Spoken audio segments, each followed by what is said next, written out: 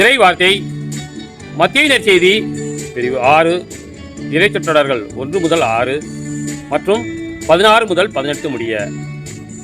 இயேசு தம் சீடரை நோக்கி கூறியது: மக்கள் பார்க்க வேண்டும் என்று அவர்கள் முன் உங்கள் அறச்செயல்களை செய்யாதீர்கள்.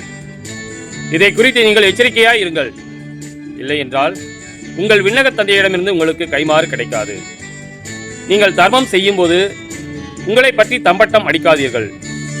வெளி வேடக்காரர் மக்கள் புகழ வேண்டும் என்று தொழுகை கூடங்களிலும் சந்துகளிலும் நின்று அவ்வாறு செய்வர். அவர் தங்களுக்குரிய கைமாறு பெற்றுவிட்டார்கள் என உறுதியாக உங்களுக்கு சொல்கிறேன். நீங்கள் தர்மம் செய்யும் போது உங்கள் வழக்கை செய்வது இடக்கைக்கு தெரியாதிருக்கட்டும். அப்பொழுது நீங்கள் செய்யும் தர்மம் மறைவாய் இருக்கும்.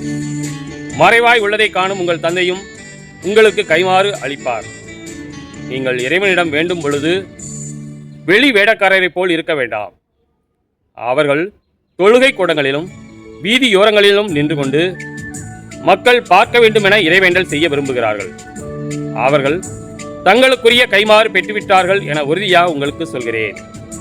ஆனால் நீங்கள் இறைவனிடம் வேண்டும் பொழுது உங்கள் உள்ளறைக்கு சென்று கதவை அடைத்து கொண்டு மறைவாய் உள்ள உங்கள் தந்தையை நோக்கி வேண்டுங்கள். மறைவாய் உள்ளதை காணும் உங்கள் தந்தையும் உங்களுக்கு கைமாறு அளிப்பார். மேலும் நீங்கள் நோன்பு இருக்கும்போது வெளி வேடக்காரரைப் போல முகவாட்டமாய் இருக்க வேண்டாம்.